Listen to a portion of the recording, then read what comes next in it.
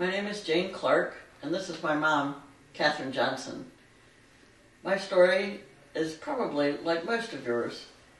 My mom retired and just stayed at home for several years until I started noticing some memory loss and erratic behavior.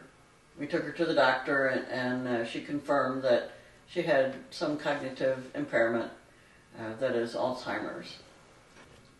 My husband and I started looking at places for her to live.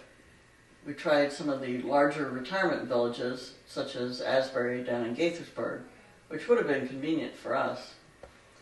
But though they were all nice and had lots of amenities, I was afraid that Mom would just get lost there. They're so big with so many residents that I figured she would just stay in her room and hibernate.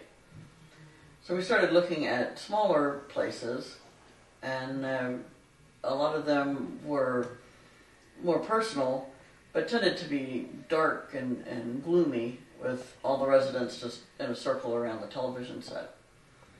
When we finally found Brookeville House, it was such a blessing. It was so bright, and the staff was cheerful. We met the owners, and my husband and I said to ourselves, wow, wouldn't it be great if we could move here? So we finally brought Mom down and treated her to lunch here at Brookeville House. George Papa's made well-done hamburgers that were just to her liking.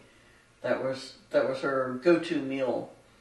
So that was definitely a plus, but she still didn't want to move. So the situation became so critical. I had to call the police a couple of times to make sure she was okay when she wouldn't answer the phone for days on end. Finally, my husband and I just took her from her house and brought her down here and moved her into a nice room upstairs. Brought her books and television and everything. Evelyn Pappas, the co-owner, said, maybe you better stay away for a couple of weeks because she'll still be mad at you for a while for kidnapping her. But after a few days, Evelyn said, everything seems to be okay. Why don't you come on over? When we came to see her, it was like she had been here forever. I asked her how long she'd been here, and she said, a couple of years, when it had been just a few days. She never talked about the house she moved from, that she was so insistent she wanted to stay in.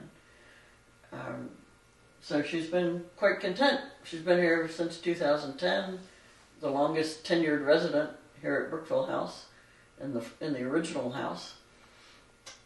So we've been really happy. She used to participate in the bingo games and other stuff, but now she's not able to.